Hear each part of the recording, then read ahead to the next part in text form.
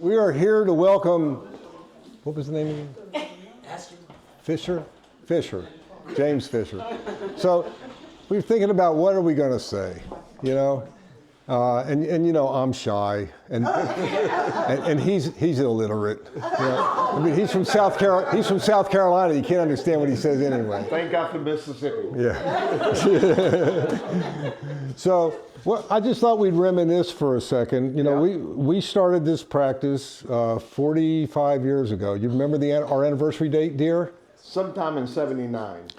It was July 1st, 1980. I'm close. I've yet to get flowers. Yeah. And we were happily married for 2 years, and we were thinking it's time to have another child. So we built we were working out of a little house on Nebraska and 19 where the Walgreens is. That's where the office was. And we built the property in '82, where we are now. And if you've been in, well, most of you have been in the office. I mean, you know how there's the doctor's offices go 1, 2, 3, 4. Well, there was just my office and his office, and then there was like a broom closet, you know. And we said, well, this could be the baby's room. The nursery. So then I said, well, is it going to be a boy or a girl? And we didn't know. I mean, back then they were mostly boys. I don't think they allowed doctors to be girls. Rare. Yeah, very rare. So we put the word out, and the next thing we know, I mean, this guy is like clawing at the door, you know, begging and pleading with us. And I saved stuff, and I found a file with the papers that have to do with your hiring.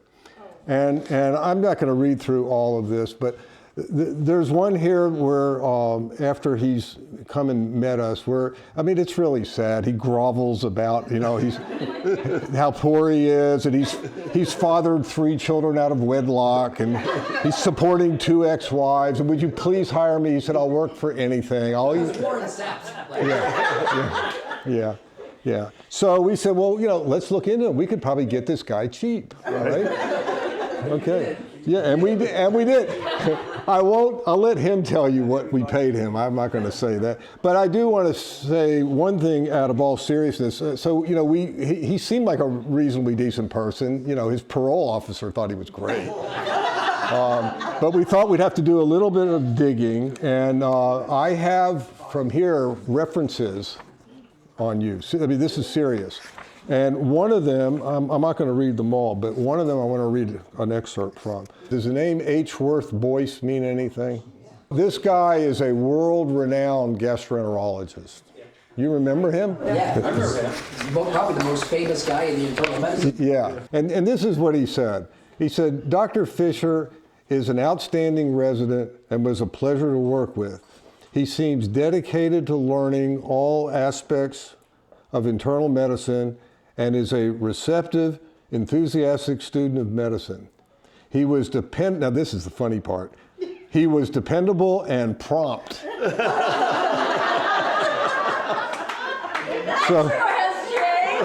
So with that, I'm not going to read any further because this is obviously bullshit.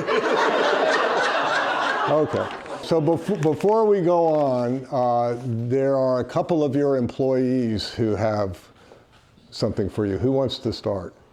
We were given a premise to give Dr. Fischer a gift, a little something, and with the premise of what would art do? WWAD. In other words, what would get them in trouble with HR? I said, Dr. Poland, I think you mean roasting. I know that word, and I can barely speak English. And did you have a budget? Well, yes, I'm very, very, very small. So I said, let's just do what Dr. Poland would do. The bow tie. Exactly. Nice. To make something not so cool more appealing.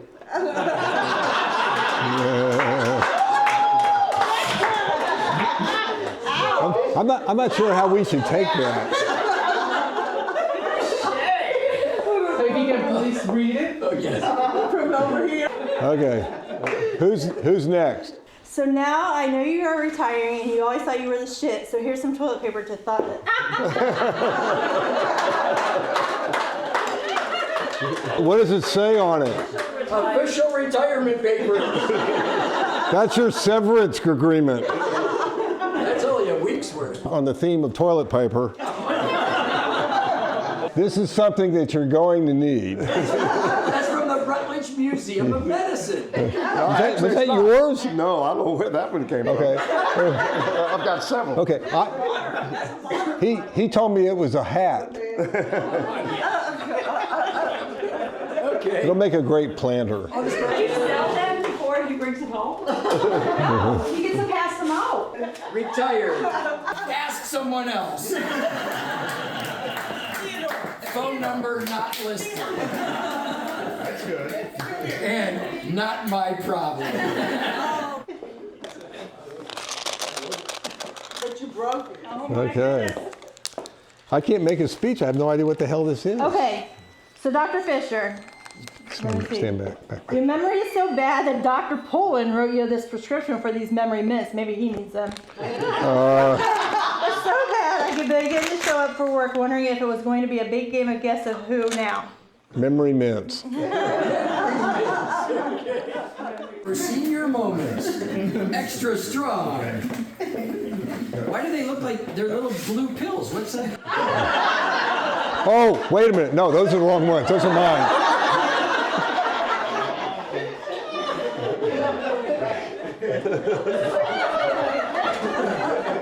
I was in the video photography business for a long time, and I've had the opportunity to be with some pretty famous people and have collected, if you ever go out into my little office out there, you'll see pictures of Oprah Winfrey and Sybil Shepherd and Dan Rather. But I'm going to give you the picture that I have that I cherish more than anything. I want you to have it. It's a picture of a famous person.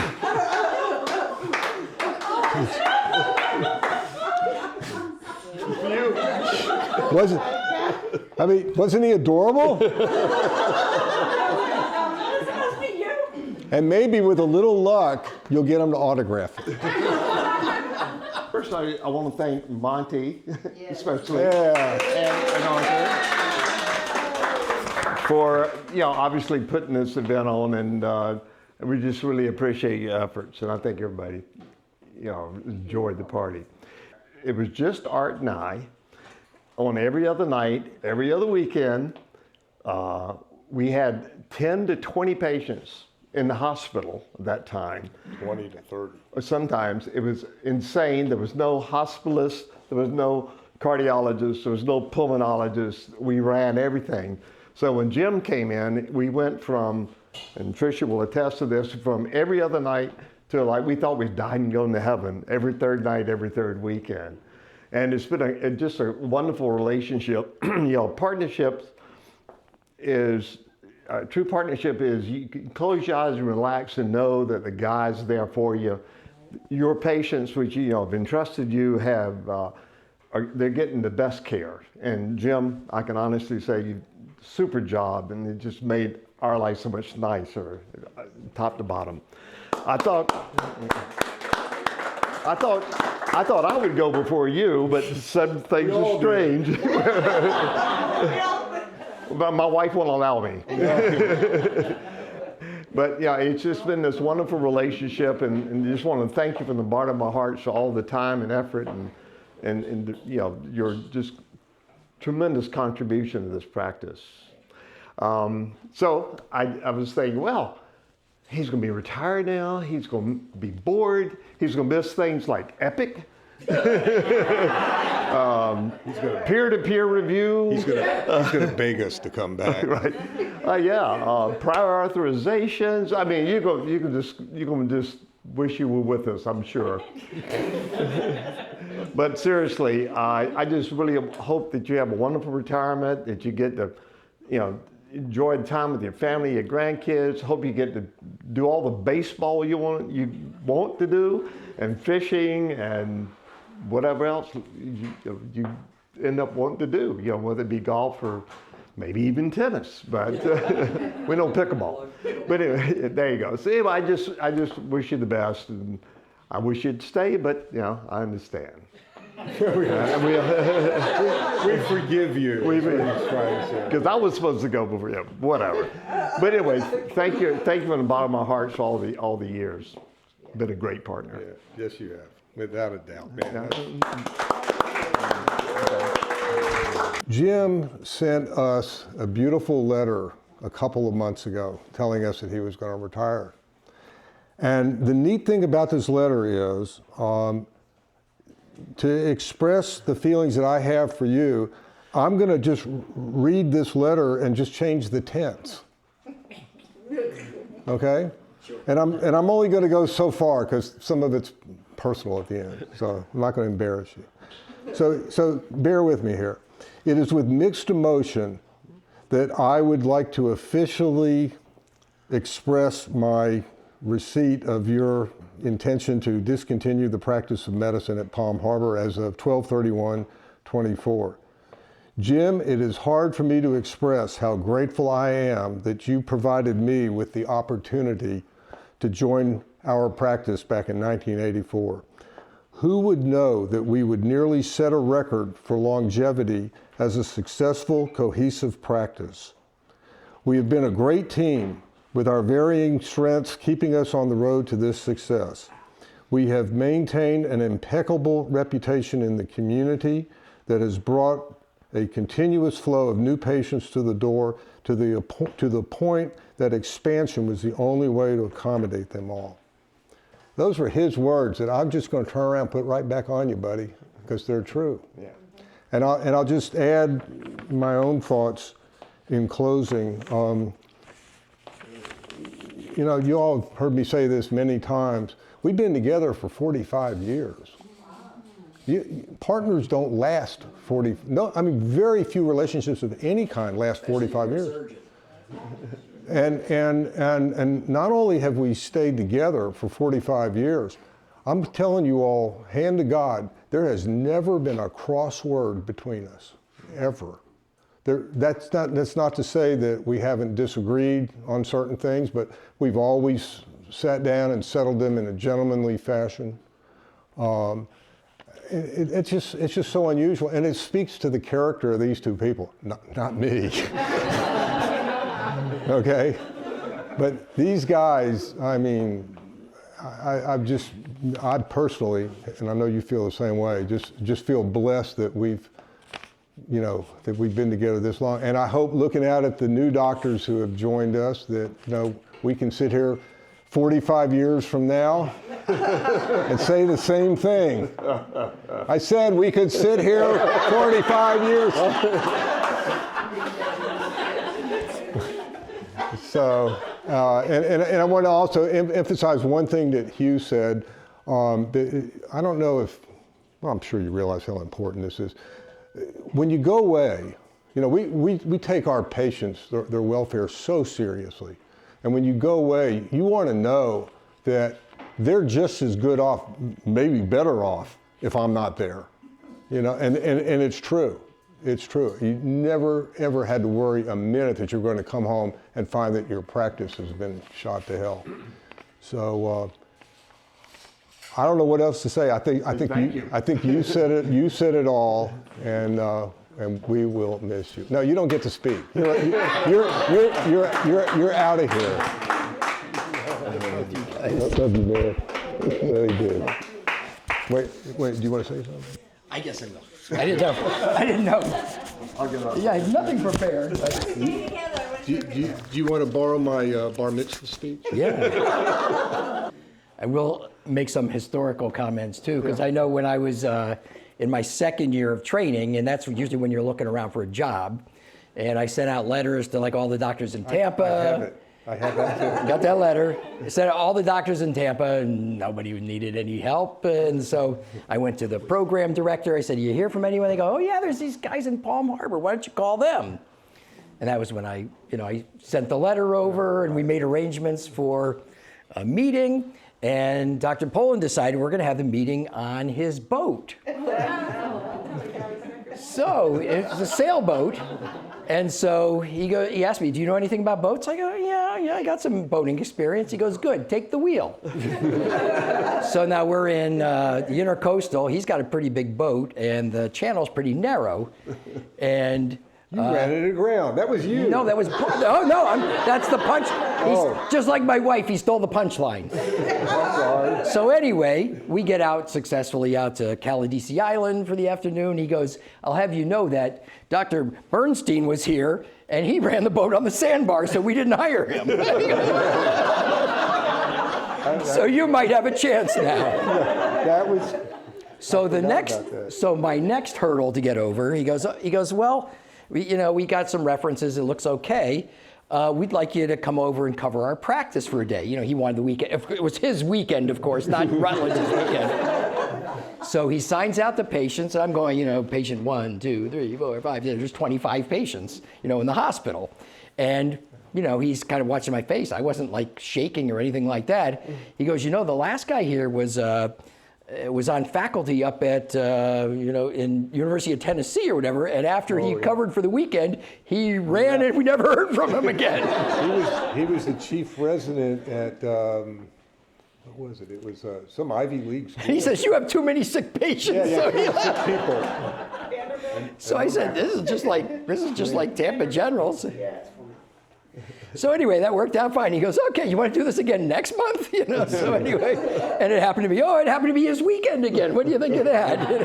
I think Rutledge got 1 out of 5. Part of the deal. Yeah, I think I got one of Rutledge's weekends maybe. Right. So it worked out, and as you can see, we were a pretty good team. And I told him, he didn't mention the letter, but I said, "Look, okay, you're the brains, you're the common sense guy, and I'm the details. I'm just, the scut boy, here, go do this for me."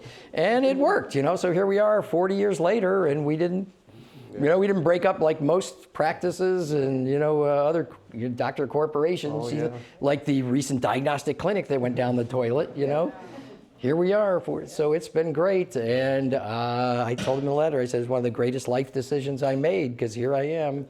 I went through all that time. I never even had to move my stuff once. It's in the same office for 4 years." The only time I had to move it was Hurricane Irma. Remember that? You could see his desk.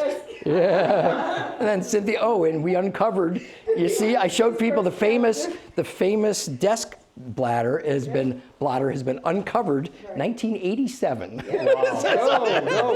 Who sold you that desk? No, that's the one Isn't that my old desk? No. Oh. No, it was. I had that for years, but Adventist upgraded me, so I'm like. So anyway, all I can say is to you guys, thank you for the opportunity. It was the greatest, probably the greatest, other than Louise, it was the greatest life decision. Greatest life decision I made, and it's given me a wonderful, productive, professional career, and couldn't ask for more. Yes. Yeah. Okay, now I get to cry. Yes, well, being satisfied is just wonderful. And you end up, being satisfied. Yes. Yeah. We joined together friends, and 40 years later we part friends. Yeah. Thank you. You have that money you owe me? $2? Anybody want to say anything? I would also like to reiterate Hugh's words in thanking my bride I love you. This woman, besides cooking for all of you, is tomorrow there's going to be a party with 75 of my father's friends that she's also cooking for. So if anybody needs any cooking done, she's available. Here's to 40 years of happiness, and you get to live another 40 years or 100 years on retirement. Cheers.